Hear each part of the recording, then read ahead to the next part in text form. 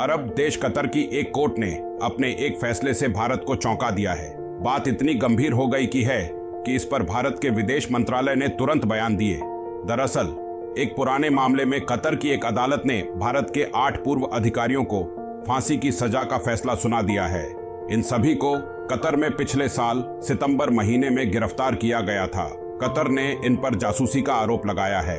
जासूसी के आरोप में ही इन पर पिछले 8 महीने से मुकदमा चल रहा था, जिसमें फैसला सुनाते हुए कतर की अदालत ने इन्हें दोषी करार दिया और फांसी की सजा सुना दी है। ये फैसला सुनाते ही इस पर भारतीय विदेश मंत्रालय तुरंत हरकत में आया। उनकी ओर से जारी बयान में कहा गया कि मौत की सजा के फैसले से हम हैरान हैं और हम विस्तृत फैसले का इंतजार कर रहे हैं। विदेश मंत्रालय ने कहा कि हम परिवार के सदस्यों के संपर्क में हैं और सभी कानूनी विकल्प तलाश रहे हैं। भारत ने कहा कि इस मामले को हम बहुत महत्वपूर्ण मानते हैं और इस पर बारीकी से नजर रखे हुए हैं। सभी काउंसलर और कानूनी सहायता देना जारी रखेंगे।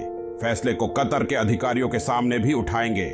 जिन 8 पूर्व नौसैनिकों को कतर की अदालत ने फांसी की सजा सुनाई है, उनके नाम है captain Awadhesh Singh, captain Virendra Kumar Verma, captain Saurabh Vashisht, commander Amit Nagpal, commander Tiwari, commander Sanjeev Gupta, commander Pakala और सेलर रागेश। कतर ने इन सभी पर जासूसी के आरोप में मुकदमा चलाया था। भारतीय नौसेना के ये सभी पूर्व अधिकारी हाल फिलहाल देहरा ग्लोबल कंपनी के लिए काम कर रहे थे, जो कि अब निजी कंपनी है। ये कंपनी कतर की सेना को ट्रेनिंग देने का भी काम करती है। पिछले साल इन सभी को कतर में इनके घरों से गिरफ्तार किया गया था। इन पर आरोप लगाए गए थे कि ये कतर में इजराइल के लिए जासूसी कर रहे थे।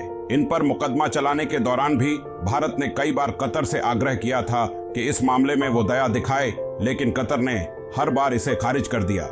इस मामले में भारत सरकार की ओर से कहा गया है कि हमें जानकारी मिली है कि कतर की एक अदालत ने कंपनी में काम कर रहे भारत के 8 पूर्व नेवी अफसरों को गिरफ्तार किए जाने के मामले में फैसला सुना दिया है। इस मामले में भारत सरकार हर संभव मदद करने को तैयार है।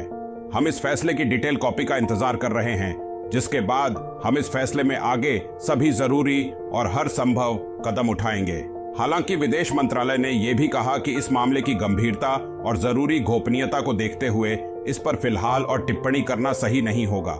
आधिकारिक भारतीय सूत्रों का हवाला देते हुए न्यूज एजेंसी ANI ने बताया कि मामले को अभी भारतीय एजेंसी या उच्चतम संभव स्तर पर उठाएंगी, लेकिन कतर सरकार ने इस मुद्दे पर नरमी के कोई संकेत नहीं दिखाए हैं। सूत्रों ने ANI को बताया कि पूर्व भारतीय नौसेना अधिकारियों को पाकिस्तानी खुफिया एजेंसियों की ओर से फंसाए जाने की आशंका है।